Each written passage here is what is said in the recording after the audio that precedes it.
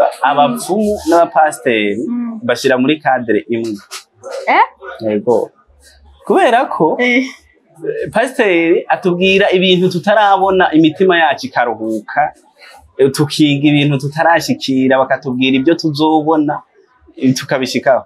Abapfumu nabo bafise ahantu bakujyana bakagukansaringa, no kuvuga bakaguha ibintu, bakakubwira ati genda ibintu uzobigira ukuntu uko ari, n'igihe icyo kintu abagwaye ntacyo kimaze mugabo kubera wewe uko wabyakiriye ugasanga nimba senge. Kandi baje bagabo ukunda gusanga bitagenda neza, nabo gisengera bafasha kubera ko servo ibitekanye imeze neza. Niyumve ndabasavye abagabo turiko tugira mwebwe inama nigwanye. Karibu kabisa. Bayita gisenge, sinzi ko bayibana neza, kandi mu Burundi nta kihari ndiba. Ntikiva mu Burundi kirempo. Mugabo caje kugira kiba. Bonjour, bon après-midi, bivanye naho muherereye, c'est toujours ici Akimana kuri Marengo Media. Uyu munsi tukaba twagendeye umutumire wacu. Umutumire twamusanze mu kibanza ciwe, ahantu asanzwe akorera, umuganga avuza imiti kama. Turamuhaye ikaze rero, dushaka kwanza abantu bataragira subscribe muze muyikore, abasanzwe tuhari mu muryango wa Rukundo nyene tugire share kugira ikiganiro kibone benshi bagikunde, abatari bazi ko hariho imiti kama ivura. Turabahaye ikaze babibonerweho, biture uyu muntu naho twaramuha akanya ngo yidondore. Reka kwanza baza kuvyivugira. Mu ngendo y'ikirundi si vyiza yuko umuntu w'umugabo bamudondora aridondora. Turabahaye ikaze no kwidondora. Murakoze. Yitwa Iremharinde Japhet, nkaba ndi umwe mu baganga bavuza imiti kama, nkaba nkurikiye mu ishirahamwe Entreprenabo. Iryo shirahamwe naryo rikaba ari rimwe mu mashirahamwe agize urunani rw'amashirahamwe avuza imiti kama mu Burundi. Murakoze. Turumvise ishirahamwe ryanyu ko ahanini rishingiye kuvuza kama. Twagomba tubabaze rero umugambi wanyu wo kuvuza imiti kama mwawutanguye ryari, mwawumviriye gute, icyumviro mwagishize mu ngiro ryari? Murakoze. Umugambi nawutanguye kuva 2018, mugabo ndawushira mu ngiro kuva 2020. Umugambi kuwutangura nkiva ku ishure naratembereye mu bihugu bibanyi, ndagenda hirya no hino ndabona yandi mu bindi bihugu mbona ko bamaze gutera imbere bijanye n'ubuvuzi kama. Ndagira formation, ndiga ivyigwa bitari bike. Maze kwiga ivyigwa niho naza nshitse mu Burundi, ndaronka umwe mu bari baramaze gutangura akazi ko gukoresha imiti kama, arampa akazi ndamukorera nk'umukozi. Mugabo nkagumana iciyumviro cyuko nanjye mfise kwikorera ibyanjye igihe nzoronka ubutahe. Nkabona ko namukorera nk'umukozi, nkinjiza amahera ari je nabikoze, kubera ko nari nsanzwe naronse ubumenyi, nubwo nawe nasanze hari ubwo afise twabaye bufatanye. Murakoze cyane ku nyishu nziza muhejeje kuduha. Mbega none mwoshobora kutubwira ingwara nyamukuru mukunda kuvura mukoresheje iyi miti yanyu tubona hano? Murakoze. Ingwara nyamukuru tuvura, ingwara zose burya nta kintu na kimwe Imana yaremye kidafise ico kimara. Icyatsi cyose gifise ico kivura, gusa nuko tutakimenya. Twebwe rero ingwara nyamukuru ngaha tuvura, turavura nka amibe, turavura nka estoma, turagira imiti y'abarya abantu baba bagiriwe nabi barishano, imiti y'abadamu bafise ama infection, n'abagabo benshi muri iyi minsi kubera ama stress no kubaho nabi usanga mu ngo bitameze neza. Iyo miti yose usanga tuyifise. Tugiye tubabaza kandi kabazo nikagoye cyane, mugatugira tukababaza. Hari ukuntu tumenyereye yuko abaganga barafise ibipimo bakoresha.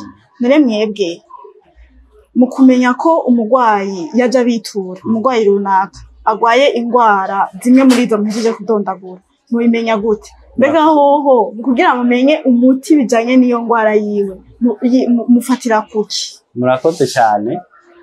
Ibyo kubimenya birorosha. Ari ingwara kenshi abaganga canke abavuza imiti kama dukoresha ibimenyetso.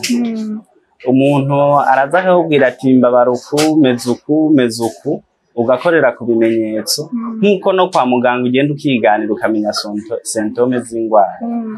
Bisaba gusa ko wewe umenya uyo muntu indwara akubwiye ntiwitiranye, kuko kenshi hariho ibitunanira tukavuga ati ibyo ntabyo dushoboye kumenya, ntabwo twavuga ko tuvura byose.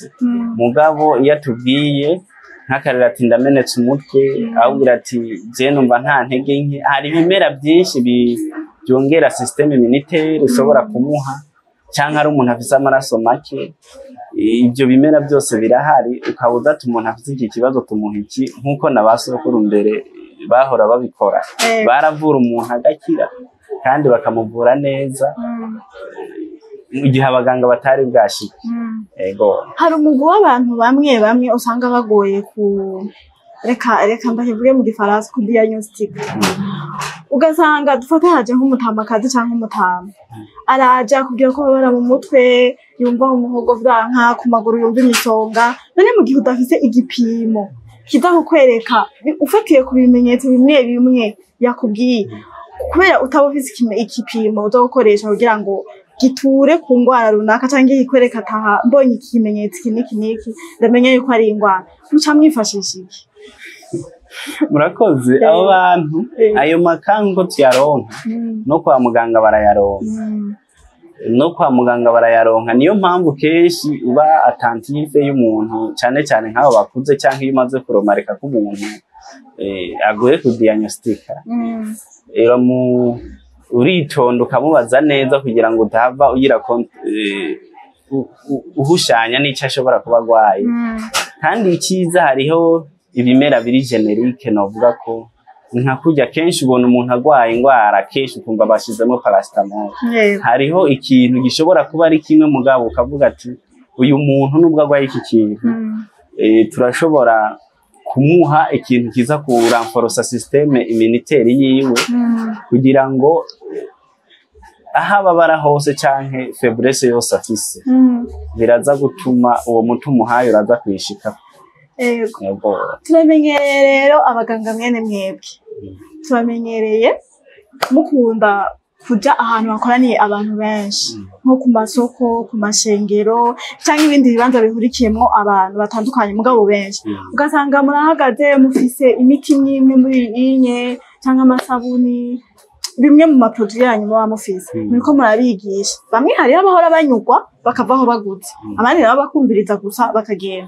Ubwo muri abo bahora bagenda bagutse hariho abo duhora twumva mu nyuma yaje babwira par exemple ati ngwaye amibe, mugaca nk'umuha umuti, ugasanga inyuma y'igihe ahubwo ho gukira byarabandanije biba ku rwego rwo hejuru. None ubwo buvuzi bwanyu ntibwoba burimo ikinyoma? Mbeho nimba ata kinyoma kirimo gute umuntu mushobora kumwumvisha yuko umuti mumuhaye bijanye n'indwara arwaye, cyane muvyifashisha mu kugira business? Turayimenyereye mu Burundi n'ahandi henshi, abantu barakeya ubuzi atari uko bashaka gushika kwihangiro runaka ngo bafashe abantu, ahubwo ari kugira birongera amafaranga. None mwebwe bimeze gute? Murakoze cyane. Kandi ikibazo bagize kirakomeye cyane. Kuva ubuvuzi kama mu bisanzwe mu myaka ya mbere bwari busanzwe bukorwa mu Burundi nkaho mengo nta programme abantu bakora ibyo bintu n'abapfumu n'ibintu menga bitagira, nta programme leta yari bwabi. Mugabo kuva 2014 aho ubushikiranganje bw'amagara y'abantu bubonye ko hari ibimera bishobora kuvura indwara zitandukanye, bubifatiye mu minwe bukavuga ati noneho reka dufate programme ibintu by'imiti kama tubihe orientation. Byaroroshe cyane, bituma habaho ayo association navuze kugira ngo leta cyangwa Ministère de la Santé ikontrole abo bantu byoroshe. Rero ku kibazo wagize ati tumenyereye hari abantu usanga bari ahantu hari abantu benshi bavuga ibi na biriya, icyo twomenya ko cyoco ubwa mbere rijya nikosa rihanwa n'amategeko, mu mategeko asanzwe atugenga nk'abavuzi bavuza imiti kama. Niyo mpamvu bajya abantu aho uzobasanga nta minota 30 hamara, kandi abonye umuntu ajejwe umutekano ntahagarara ariruka kubera ko ubu leta imaze gushirako mu ntara zose umuntu aserukira ubuvuzi kama. Nta ntara n'imwe mu Burundi idafise umuntu aserukira ubuvuzi kama. Urumva ko leta iriko iravyegeranya kugira ngo vyorohe gukontorora. Hama kuvuga ngo umuntu bamuhaye umuti ntiyakira, uretse kuba bari n'ababeshi ari n'ikinyoma, sinovuga ngo ibyo dukora n'ikinyoma. Si ikinyoma kuko abantu benshi turabaha imiti kandi bakaza batenga témoignage nziza kuko ibimera birahari kandi bifise inguvu, na cyane ko n'imiti yo kwa muganga dukoresha Imana irema ahubwo iva mw'ibi bimera. Twebwe rero iyo dufashe ikimera tukagiha umuntu kikiri en forme nta kirahinduka, usanga biratanga resultat nziza cyane kenshi iyo bihuye n'indwara y'umuntu. Hama bavuga ngo n'ububeshi ntivyakoze no kwa muganga. Twibuke ko umuntu agiye no kwa muganga barubaka hopitale bagashiraho na morgue kandi bafise imiti y'ama speciality. Bivuze ngo rero mu byo dukora nta uvura urupfu, ahubwo gusa tuguha imiti gufasha ubuzima. Kandi nk'uko ushobora kujya kwa muganga bakubwira turwaye indwara iyi n'iyi, twebwe ukatuzanira ati kwa muganga bambwiye ko ngwaye ama intestine, bambwiye ko ngwaye amibe, bambwiye ko mfise ubucafu mu maraso, bambwiye ko ngwaye ama infection. Ibyo umaze kubikora ukabituzanira turaguha umuti. Ni nk'uko hari ushobora kuba hariho abantu benshi bicwa na malaria, bicwa n'izindi ndwara kandi imiti yayihari. Rero ntabwo twohita tuvuga ngo nubeshi kubera ko hari umuntu yafashe umuti ntakire, ahubwo twumve ko igihe cy'umuntu iyo kigeze kiba kigeze. Ego tufatikanye rero ubuvuzi kama n'ubukristo. Urakoze. Tujya mu mashengero turamenyereye ngaha muri Afrika iwacu mu Burundi, reka dufatire ku Burundi. Hari amadini amwe atemera ubu buvuzi. Banabonye wanabigiyemo ariho abakoresha terme ngo n'ugutenga mu rushengero. Katolika naho baca baguca impongano, abayisilamu sinzi ngene babivuga, sinzi ko bavyemera no ko batavyemera. Mbwa hariho idini rimwe inzira ivyemera, abadivantiste.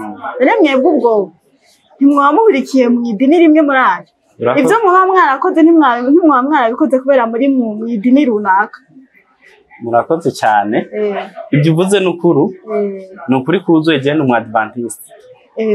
Wabitowe je n'umu adventiste kubera ko abadventiste impamvu uzosanga aribo benshi bafise ibi bintu, nibo bakunze gusoma ibitabo kubera ibidukora tubikura mu masource menshi. Connaissance y'ubuvuzi kamubikura mu masource menshi. Rero icyo kintu cyo kuvuga ngo umuntu akoresheje umuti kama, dufashe imiti kama tukayihuza n'amadini, no bifata ko ubukristo ukuntu bwaje, tuvuga ukuntu abantu dufata Imana, je novuga ko hari aho tuyifata ugutandukanye n'ukwiri. Kuko Imana, Bibiliya yonyene itubwira ko Imana yaremye ibimera ikabiduheramwo imiti, ati ehe mbahaye ibimera amababi yabyo azobabera imboga ni imbuto. Ni ukuvuga rero icyo gihe Imana yari ubuvuzi ntibwari bwazi. Imana yari itanze umuti mu bimera, ikirema umuntu yabonye ko azokenera kurya akabaho, imuremera n'imiti. Ibimera bidukikije byose ni umuti, ahubwo kumenya ngo umuti n'uwuhe niho haba hari ikibazo. Rero ayo madini, ona idini ryose rigira doctrine yaryo. Jewe ntabwo no kwinjira en profondeur y'ayo madini cyangwa ndabacira urubanza, mugabo ku ruhande rw'iwanje novuga ko ayo madini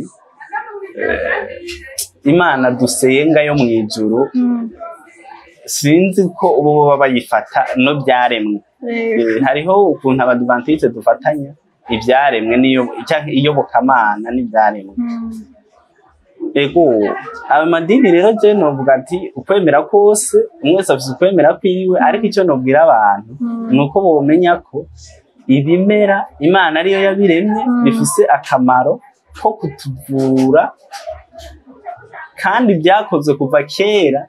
Ubuvuzi bw'ikizungu tumenyereye butaraza, mugabo colonization yahiziye, basokuru bwa mbere barivura bagakira, bakakora ibintu byinshi bagakira. Mugabo aho umuzungu azaniye imiti kama ubu plutôt imiti yo mu mafarumasi abantu bagiye babona ko ubuzima bworoshe agwaye agafata paracetamol akumva biraheze mu gihe kera urwaye iyo wafata kenkina ugaca uyinywa byakurinda kuzoga umugwaragurika. Ikize cy'imiti kama nuko ikuvuyeyo ikuvura burundu kubera ivura rakoze ntabwo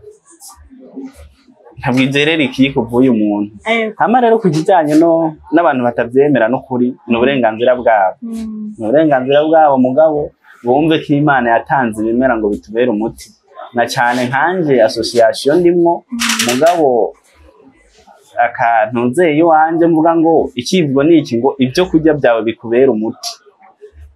Yego ari ikiganiro mperuka gukorana n'umwigisha wo muri kaminuza twariko turegereza kuvuga ibintu nk'ibi muga ntitwariko tuvuga ibi komuteri. We yansobanuriye ijambo n'ubu uravye ibiganiro ndabatumiriye bakunzi ba Marengo TV mwese mugenda vrema mukirabe ikiganiro kiraryoshe mufatikanije n'ikihoho acaba amavuta. Yatubwiye ati Imana ni igisigo ati kubera ko biragoye ikintu cyose utaramenya ahantu kiba ahantu gitaha uko gikora n'uburyo gikoramo n'ubukizi ni igisiga bwenge. Atatubwira ati bajya abantu bavuza imiti kama bajya dusanga kwijabe mu masoko atandukanye usanga bariko bavuza imiti kama ati n'abapfumu ati kandi biragaragara kuko n'ivyo bakora n'ivy'ubupfumu. None mwebwe nani ku ruhande rw'uwanyu burya ibi bintu mukora canke ubu buvuzi bwanyu nta sano byo bari fitaniye n'abapfumu baho hambere? Murakoze cyane. Amapfumu biratandukanye cyane niyo mpamvu biratandukanye cyane niyo mpamvu mu buvuzi kama harimo imico ibiri hariho tutanze definition y'ubuvuzi kama n'abavuzi bakoresha harimo abakoresha ibiboneka n'abakoresha ibitaboneka.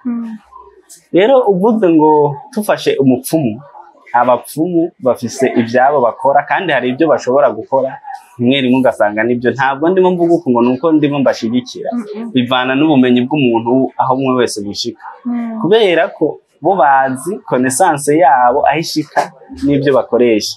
Mugabo nko ku ruhande rwanje icyo novuga biratandukanye cyane ubuvuzi kama n'ubupfumu kuko umupfumu nta kintu aguhereza gifatika akwizeza ngo jewe murantunga. Abapfumu n'abapasteri bashira muri cadre imwe. Yego kubera ko pasteri atubwira ibintu tutarabona imitima yacu ikaruhuka tukiga ibintu tutarashikira bakatubwira ibyo tuzobona tukabishikaho. Abapfumu nabo bafise ahantu bakujyana bakagukansaringa no kuvuga bakaguha ibintu bakakubwira ati genda ibintu uzobigira ukuntu uko ari n'igihe icyo kintu abagwaye ntacyo kimaze mugabo kubera wowe uko wabyakiriye ugasanga nimba ari indwara yarigeze igihe cyawe cyo gukirira kize canke nimba ari ikintu cyari kigeze ko kiba kirabaye.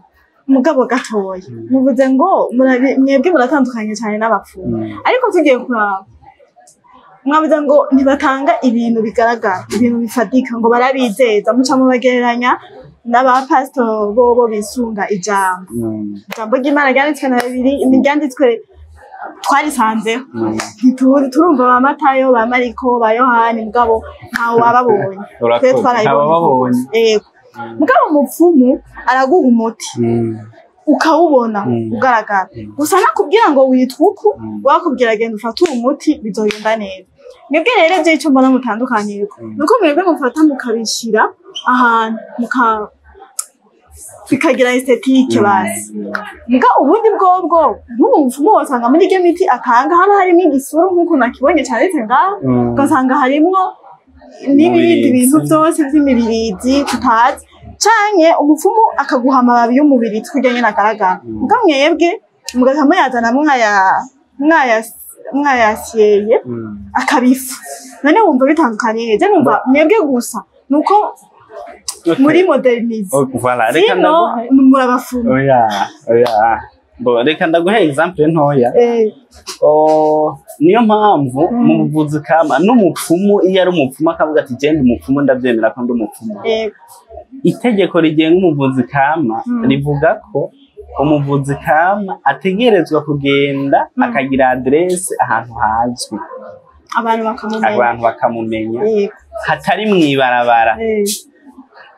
Nukuvuga rero umupfumu yaguhaye kenshi yaguhaye umuti aguhana n'amakondisiyo akabwira uyu muti genda uzonywere mu nzu imbere y'umuryango uzowunywa uvuze uku n'uku n'uku. Sinzi ko noba nabisiguye nabi kubera ko ntazi domene y'abapfumu.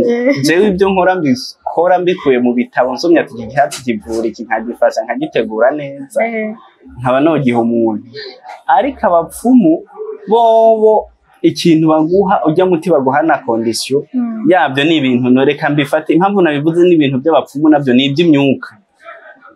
Ni imyuka ni gake baguha umuti unywa nta kondisiyo iriho kandi ugasanga uwo muti bawuguhaye uzowunywa swati izuba ritararenga izuba ricyaka. Ayo makondisiyo rero aza ku miti niho novuga diferanse.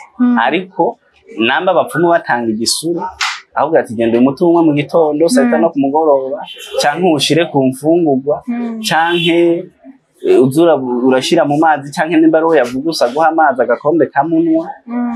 Ibyo byo bari byiza mugabo ndabona neza ko ubupfumu n'ubuvuzi kama bitandukanye uretse ko kera ibyo biza ko kubera ko kuva mbere hose abarundi twari tumenyereye abakoresha iyo miti y'ibimera ari abapfumu. Yego niyo mpamvu rero ituma umenga abantu baguma bafata umuvuzi kama n'ubupfumu. Ari nayo mpamvu amadini amwamwe akibuza abakristo babo gufata ibimera kandi ubujije umuntu aho nabo bazobabuza ibitunguru n'amakaroti na tungurusumu kuko mu miti myinshi dukoresha ibyo biba birimo. Jewe n'umuryango wanje ndi kuvuga amarengo meza sindi ko mvuga umuryango wo muhira turanyugwa neza.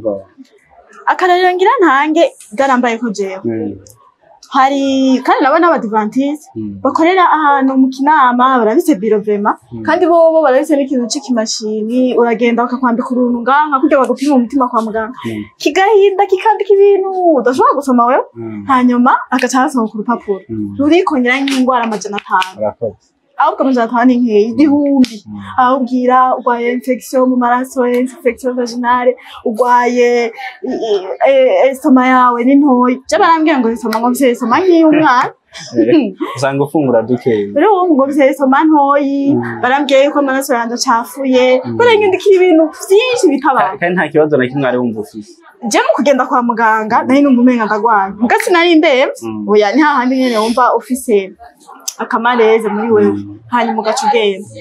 Je rero ngiye barampimye nandika iyo miti yose n'ingwara nyinshi cyane mugabo nta muti n'umwe nigeze ngura kandi ushyisaha muri izo ngwara zose bambwiye nta n'imwe irangirira ingaruka. None dutahuze rero twebwe abakunzi b'amarengo urakoze utubwire ingene dushobora kumenya mwebwe abariko baratubwira ukuri n'abaduha imiti y'ukuri batariko babikora nka business. Urakoze icyo kintu uvuze bakita quantum. Quantum rero uretse ko ino twe mu Burundi ubuvuzi kama butarashika kure burya n'abakoresha iyo mashini quantum leta cyangwa ministeri de la santé ntabwo irayotoriza abavuzi kama. Ariko umaze kumenya ikintu cyari cyo quantum ni systeme yangoroba ibintu byose hamwe mu mwanya umwe. Nukuvuga ngo zigare ziritabaguha ijya mashini yoyo ijya ntishobora kwihenda. Umuntu yihenda no wo byinterpreta nabi akakubwira nibyo wowe utagwaye kandi ubigwaye. Iyo yukundi ikora irazika umubiri w'umuntu ifata eta normale y'umubiri w'umuntu igaca yerekana na eta y'umubiri w'umuntu irimo na eta yategerezwa kuba arimo sero y'ibiro n'uburebure bwiwe kuko ndibaza abantu bagiye baragupima uburebure barapima ibiro. Nukuvuga iki rero barashira n'akantu ngaha ku gutoki afyonda biriya rero abantu bamaze ku muhantu bamaze gutera imbere nko mu buvuzi kama bw'Ubushinwa iyo mashini bayigushizeko resultat bagutoye henshi ugiye no kwa muganga bagutora za zindi iyo quantum yoyo ikintu ikora iguha resultat z'umubiri wawe wose rero ntubibaze ngo nuko ngo wakize burya iyo wumva kamareze mu mubiri ni ukuvuga ko haba hari ibintu bitagenda neza gusa ushobora gusanga nari ibintu bibi ushobora kuba izo ndwara zose ntizari guca zitse ntabwo izijya ntiziba ari indwara ni nk'uko umuntu ashobora kuza akakwereka indwara akakubwira ati indwara ufise niyi mugabo imashini yerekanye eta normal na eta urimwo ubu yego ntibivuze rero ko iyo eta itari normal urimwo uwo mwanya ari ubugwayi ahubwo uriko uratanda vere kugwara umugabo nturashikira kugwara hari igihe ashobora kukwereka ibiri grave par rapport y'ibindi ari byo biba bikubangamiye mugabo ibyo nabyo nko mu bavuzi kama kenshi ntabwo turavyemererwa ntabwo kubera ko iyi ntangira goye umva rero n'abo bantu babikora bariyiba ntibazwi n'amategeko sinovuga ngo bariba kuko ushobora gusa biremewe ko umuntu agira farumasi y'imiti kama n'iy'imiti yo kwa muganga umuntu yaza kwa muganga ukamubwira ndakuvuze kama cyangwa ndakuvuze yo kwa muganga ibyo biremewe akandi kabadore simba bari bafise farumasi y'imiti yo kwa muganga bakaba bafise na farumasi y'iwacu cyangwa bafise ivuriro ibyo biremewe akandi kabadore rero gatoya none bihora bishika umurwayi akaza akababwira indwara akababwira uko yiyumva mu nyuma mukamuha umuti akaza akagaruka akababwira ati twebwe jewe vyanse vraiment ntibikunda cyangwa naho barababwira ati vyanse mwihweze cyangwa mwumvirije uko kuntu ariko ababwira gwaye birashika mukamubwira ati twebwe ibyo bintu navyo dushoboye turakora iyansi ugende ku bitaro runaka cyangwa ibitaro ibyo aribyo byose bo bafise ubuhinga gusumbya batokuvura mbega ho mwebwe muhurikiye muri iri shirahamwe ry'abantu b'ubuvuzi kama murafise igitabo cy'amategeko abagenga ku buryo hagize uca kubiri n'ayo mategeko ahanwa murakoze cyane mbere ku kibazo cya mbere navuze ko intanga igoye muri gabo ya procedure hariho abaganga benshi bagira ikosa bakavuga ko hari bavura indwara zose na cyane cyane ukunda gusanga bamwe mwibarabara ukumva ko bavuga ko bavura indwara zose ntabwo novuga ko bitabaho ngo uwabivuze cyangwa wabyafishije abafise ubushobozi bwo kuba yovura izo ndwara ariko benshi n'abantu bamenyereye ko hari umuti kama uvura indwara zose nagira mbabwire ko ntabwo ari ngombwa ko umuvuzi kama bashoboye indwara zose benshi rero iyo nka jewe ndivuga ku ruhande rw'iwanje uko nkora jewe nshikiriye ukanyitura tukayaga nkumva ibyo umbwiye sindabishoboye ndabwira ati ibyo bintu mbwiye kabisa uwo muti ntawo mfise ari nayo programa iriko iraba muri leta ku buryo umuntu azonyitura cyangwa azokwitura ahantu hari ivuriro ry'imiti kama bamuzanira nk'indwara cyangwa nk'umurwayi nk'ubu hariho seminari yabaye mu gihugu ni ukuvuga umuntu akigushikira ukumva ko afise uburwayi bw'igituntu uramurungika direct kwa muganga kandi utanga raporo kudutwara mu ntara nta muri meri cyangwa ntanga raporo kudutwara muri meri kudutwara muri meri acashikana umuntu ku bitaro intara zose nuko zoroganije zimaze gufata umurongo rero ntabwo tuvura indwara zose iyo bishitse umuntu ukamuha umuti ntibikunde ukumva nta wundi muti wohindura ni nka kujya kwa muganga uyu munsi umuntu agenda n'ejo bakaguma bahindura mugabo hari igihe bamaze gupima babone indwara ariko kabisa ntabwo twavuga ngo tuvura zose kameme kandi biremewe ko umuntu aza akubwira ati ibi ntabyo nshoboye wamara kuba utabishoboye ukamurungika kwa muganga biremewe hama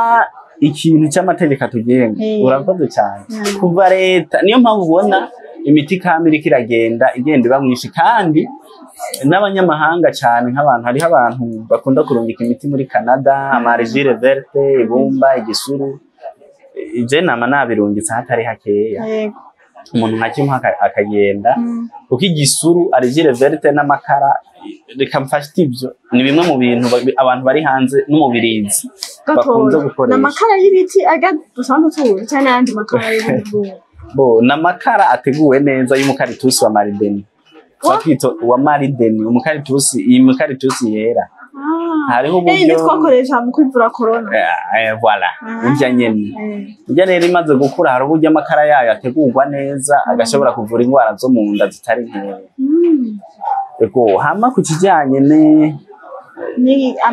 amategeko atugenga igitabo kirahari kibitomora neza kuvaho leta ibonye ko ubuvuzi kama bufise akamaro niho yaciye ibiha orientation igira amategeko atugenga agenga amashirahamwe akagenga n'umuntu ari mwishirahamwe akoresha imiti kama niyo mpamvu rero amategeko atugenga arahari ari nayo hana cyane cyane bariya abantu bo mwibarabara twavuze ubona bakunda kuba bari mwibarabara bijya n'ibintu bitajyanye n'amategeko babikora binyegeje umuvuzi kamategeko kugira ahantu akorera hazwi ku buryo harabaho na leta irafise nuko yoroganiza igikorwa bakagira amadesante yo kuraba namba ko kabavuzi kama bari ku kivi bakwije amategeko igatembera rero ikagishika hariho hose ariko bajye batembere bakorera mwibarabara ntaho bakura rero amategeko atugenga arahari kandi arakora niyo mpamvu bafasha ariko aratembereza imiti mwibarabara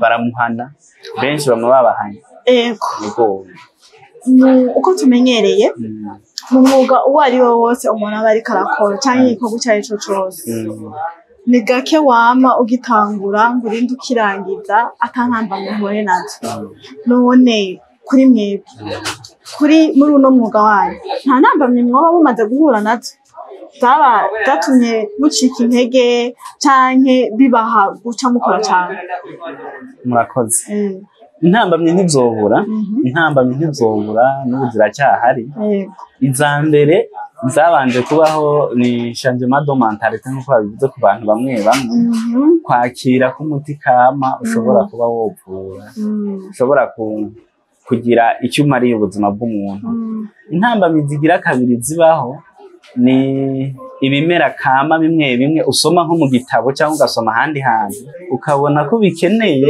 mugabo ntibiboneke yego ukabona ko ibyo bintu bikeneye mugabo ukabirondera ukabibura rero niyo mpamvu abavuzi kama dusaba ko turonka ahantu dushobora gutera ibiti kama bitari bike kubera ko kugira ngo ujye mu mashamba kwexploita iyi miti yacu hariyo procedure bicamo n'abajejwe environnement kugira ngo ube woronka umuti ukeneye mu ishamba kugira ngo ntiduhonye ibidukikije na cyane ko bidufitiye akamaro kanini nkatwe nk'abavuzi kama Romilier Kinuzanturu n'umwe mu miti ikomeye cyane yego abakunzi banje rero bariko baradukurikirana ayo umuntu yiteze ati ndasabye basi bame akarorero kamwe k'umuti umwe muri iyi tubona ngaha ambwira ati unye bishite nkaza kwivuza ngasanga ngwaye indwara bisaba yuko mvugwa n'uyu muti no ufatuka canke uyu muti uhari kubw'indwara turasavye rero kugira ngo bashira amakenga kuko bariko baradukurikira kandi badoda ari benshi baje kurondera hari abari bahura bakumva mbwa bataza kubo gusanga canke bakwitiranya naho bandi usanga babakorera amakosa bakabavura ibitari byo bakabaha imiti bitajanye n'indwara zabo turasavye rero imiti mike muri naho bitatu canke itanu babwira uti uyu n'umuti witwa uku ukora ibi ukoresha uku yego murakoze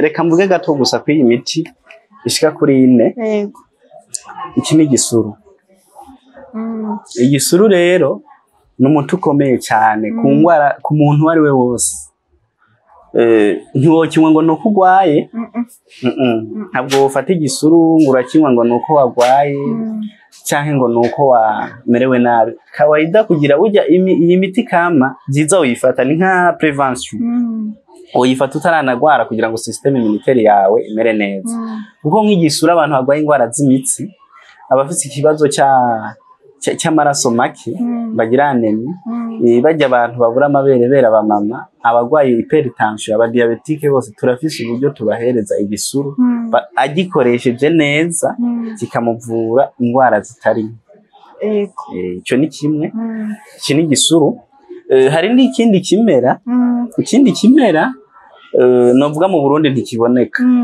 ikimera original bita gisenge. Gisenge nujya ku mbuga zitandukanye ukarondera ibyiza bya gisenge, urasanga umuntu wari we wese akwiye gufata gisenge kugira aramfora ata kintu mbazo na kimwe afise yumva. Ntabwo wifata ku rugero rw'umuntu aba yumvise ikibazo. Umugabo kujya dufungura, urafungura ibitunguru, urahekenya karoti, ni nkuko wofata niba uri bone umuntu ukavuga ati genzo ndanywa gisenge rimwe cyangwa umubirizi rimwe mu ndwi cyangwa kabiri, kuko hariho ibimera bikoresheje kenshi nabyo doze biza kugiraho ingaruka.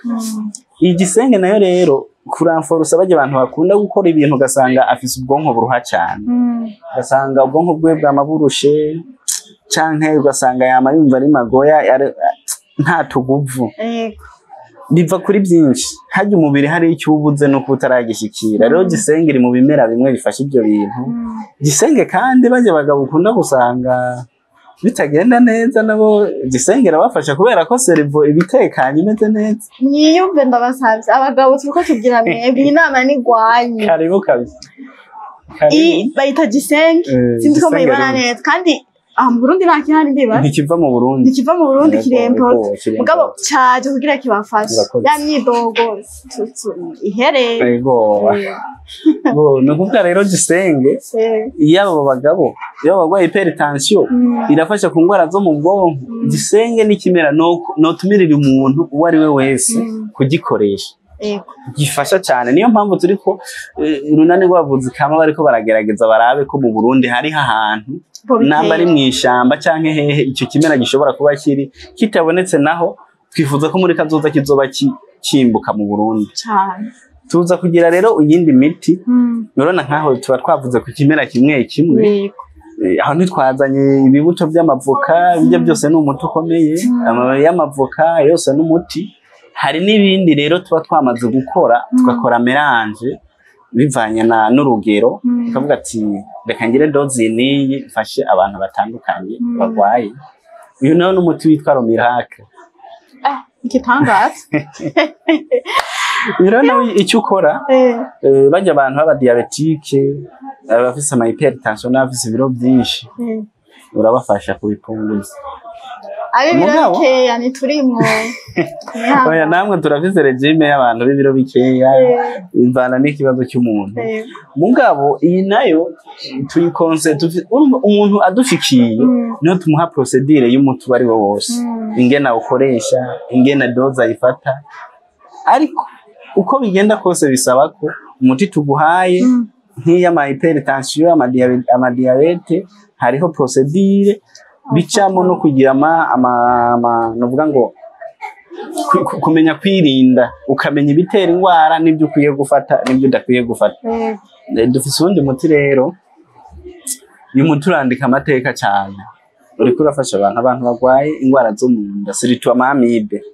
Burya amibe ni ikintu giperitiriga umubiri wose kuva muri cerveau gushika ku maso. Umuntu akaba yo kwivuza amaso akaruha, akivuza icyo akaruha, kumbe ari amibe. Rero abantu nabo bamaze kumenyera uyu muti wa amibe vraiment. Hari n'uwampamagaye arambwira ati warakoze vraiment. Aranjana muhera arambwira ati warakoze. Anjana hana tuni baguha akantu ufate nawe ku kintu wankoreye, namuhaye umuti wa amibe n'uw'abagabo. Avuga ati aho bari abantu batazi yuko ibi bintu bibaho. Nicyo gituma nabasanze mwiyabonesha kugira ngo ude mubibone. Karibu. Abasanzwe nabo bari yabonesheje bagire share, hari abantu bamugaye, abantu bafite ibibazo bitandukanye kandi imiti ihari. Kubera atavyo bazi. Cyenda hari ku bwanyu ndaguma ndabazanira ubuvuzi kandi ikindi no kumenya aho babisanga, bishobora kubibona kabura ahantu yobikura, kandi yabonye ati nabonye ibintu byogira akamaro. Kumenya aho yobikura nayo ni ahubwo rero turasabye utange adresse igaragara ku buryo n'umuntu ayicendajuru hariya hamwe sinzi icendajuru yani hafi azavuga ati ngiye kwa naka aha na kandi ndazi ko mvayo ndose imiti yose y'ingwara mfise ziza gushoboka. Urakoze. Ikintu twoba komeye adresse iya mbere ni ndibaza ko haza kuja ko adresse y'umuntu yokenera umuti akawuronka, kuko ntabwo intara zose zirimo abavuzi kama mugabo si imiti yose uzoshikaho ngo ubone abagomba kukwitura abavuzi kama intara zose bariho mugabo ugomba kutwitura rero jewe ubu mu gisagara cya Bujumbura ni ngaha muri Plaza imbere y'isoko ya kera hagati ya Poste na BCB uciye kwiri barabara uvuye ku bisi za Gatumba uriko uragenda kuri bisi za Musaga injira indani muri Plaza niho uci dutora aho muri Plaza rero ino mu gisagara cya Bujumbura niho dukorera muri interieur turi mu gisagara cya Kayanza mu gisagara cya Kayanza naho umuntu akeneye umuti adusanga neza na neza imbere ya Interbank mu Kayanza hariho Interbank acabona hariho etaje iri imbere yaho imbere y'iyo Interbank niyo dukorera uwo bidakunze ndamana buri gihe ari n'umuntu yaje gutora imiti ngaho ija Dubai ubisi roroshe isi ni ntoya cyane isi ni ntoya cyane uwo bwarateye imbere ndarongeka imiti mu Kirundo imakamba ku bantu benshi bamaze kutumenya ahantu hatari hake ndamaze kuza ndarongeka imiti arafata adresse tukavugana ingene umuti mushikiye tukayaga nubwo bidakunze kuko si byiza ko umuntu muvurira ku telefone ariko iyo bibaye ngombwa ahabwa ati je nagiye kwa muganga bantora ingwara iki ndongekira umuti w'ingwara none birashoboka ko umuntu ashaka kugira ngo azobatore vyoroshe apana ngo kugira ababwira ingwara arwaye abatelefone ababwiye turumva jemeretse umutwe oya ivyo navyo dushaka gusa utamuhamagare uvuga uti muganga nshaka ndagusange ku kibanza je vyadanzaniye mvuye 9 juru nshaka nshike aha ku kibanza kuri Plaza bashaka kubaha nimero kayivuga hama umuntu aza kugirirwa ibakuvuga ushaka ko baba benshi akabona kino kiganiro adumva izo nimero hama azokugana ivyoshe urakoze abagomba nimero do telefone ni 68 49 78 03 kubera rero igikorone dusanga ibintu byose twakivuze mu Gifaransa ntango je maze kubona yuko abantu naho ataba yarizi nimero azimenya mu Gifaransa ibyo bintu birabaho kabisa usanga umuntu nubwo abatari yarize ugasanga inimero ziwe arazivuga mu Gifaransa biroroshe ndibaza rero abo bitakundira ni 68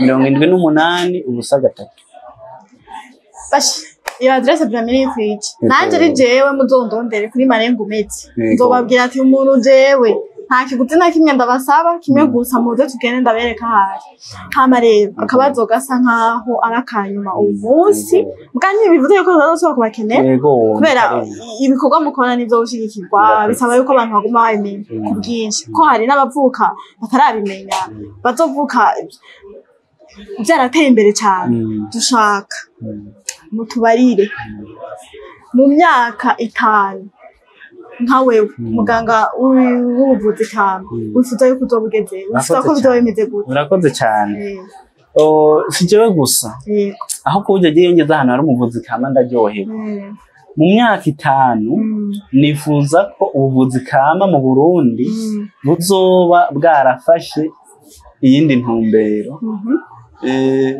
mentalite z'abantu zarahindutse bimwe bavuga ngo umuntu n'umupfumu canke niki bizoba byahinduye isura ku ruhande rwanje nayo mu myaka 5 nifuza ko ntazoba ndi kugweko nivo nkiriko nzoba maze gushinga amashami mu ntara zose z'igihugu kandi nzoba maze kwandika izina ku buryo nuri ahariho hose azovuga ati mu Burundi umuvuzi kama dukeneye n'uyu niyo mpamvu ikintu je ndiko ndagikora ikintu kiwanje singomba inyungu gusumba uko mvura umuntu nditonda nkamubwira ati turayaga nkuvure neza kuko ninkuvura neza nuzovuga bwira abandi atariho imiti ivura ndibaza yuko muri iyo myaka 5 ushaka ko n'iki kintu ni gute logiseng udovise nk'imirima nk'itanu canke 10 yayo jewe mu migambi vise hariho itongo ry'iwanje cyo Gatumba umugambi mfise nzorimwamo igiterwa